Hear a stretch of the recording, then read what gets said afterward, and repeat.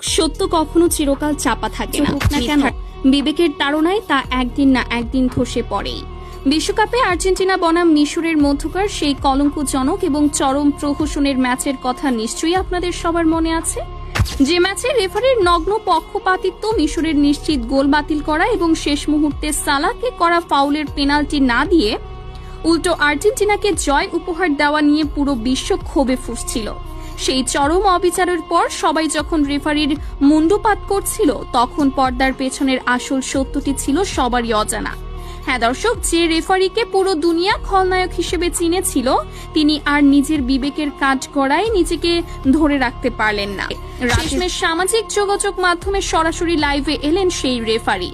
আর লাইভে এসে অঝরে কাঁদতে কাঁদতে তিনি এমন এক ভয়ঙ্কর এবং গা শিউরে ওঠা সত্য ফাঁস করলেন, যা শুনে আজ পুরো ফুটবল বিশ্বের ভিত কেঁপে উঠেছে। তিনি জানালেন আসল খলনায়ক তিনি নন, বরং তিনি ছিলেন দাবার গুটি মাত্র। লাইভ সম্প্রচার শুরু হওয়ার পর স্ক্রিনে যখন রেফারির মুখটি ভেসে ওঠে, তখন তাকে দেখে চেনার উপায় ছিল না। দুই হাত জোর করে কান্নাজড়িত কণ্ঠে তিনি পুরো মুসলিম বিশ্বের কাছে ক্ষমা চেয়ে তার স্বীকারোক্তি শুরু করেন। তিনি বলেন, আসসালামু আলাইকুম, আমি প্রথমেই আপনাদের সবার কাছে, পুরো বিশ্ববাসীর কাছে এবং বিশেষ করে মিশরের কোটি কোটি ভক্তের কাছে ক্ষমা চাচ্ছি। ওই দিন আমি মিশরকে হারাতে চাইনি। সালাহ বা মিশরের কোনো খেলোয়াড়ের প্রতি আমার ব্যক্তিগত কোনো আক্রোশ ছিল না, কিন্তু আমি ছিলাম অসহায়। আমাকে ওপর থেকে কঠোর নির্দেশ দেওয়া ছিল যে যেভাবেই হোক আর্জেন্টিনাকে জেতাতে হবে এবং মিশরকে হারিয়ে টুর্নামেন্ট থেকে বিদায় করতে হবে। তিনি কাঁদতে কাঁদতেই বলতে থাকেন কিভাবে ফুটবলের এই বিশ্ব মঞ্চকে একটি বাণিজ্যিক নাট্য মঞ্চে পরিণত করা হয়েছে। তিনি ফাঁস করেন যে ম্যাচের আগেই তার কাছে কর্তৃপক্ষের উচ্চ পদস্থ কর্মকর্তাদের কাছ থেকে কড়া বার্তা এসেছিল। তাকে পরিষ্কার জানিয়ে দেওয়া হয়েছিল যে আর্জেন্টিনা যদি আগেভাগেই বিদায় নেয়, তবে আয়োজক এবং সম্প্রচারকারী প্রতিষ্ঠানগুলোর কোটি কোটি টাকার লোকসান হবে।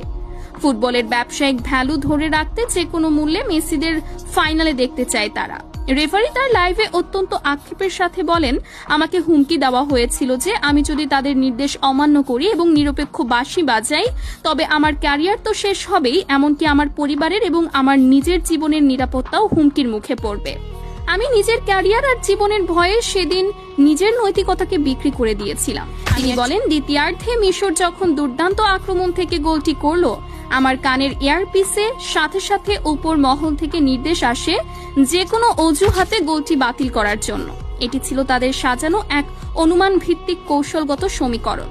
আমি বাধ্য হয়ে ভিডিও প্রযুক্তির সাহায্য নেওয়ার ভান করি এবং 1 মিনিট আগের একটি অতি সাধারণ বল হারানোর ঘটনাকে ফাউল বানিয়ে গোলটি বাতিল করি।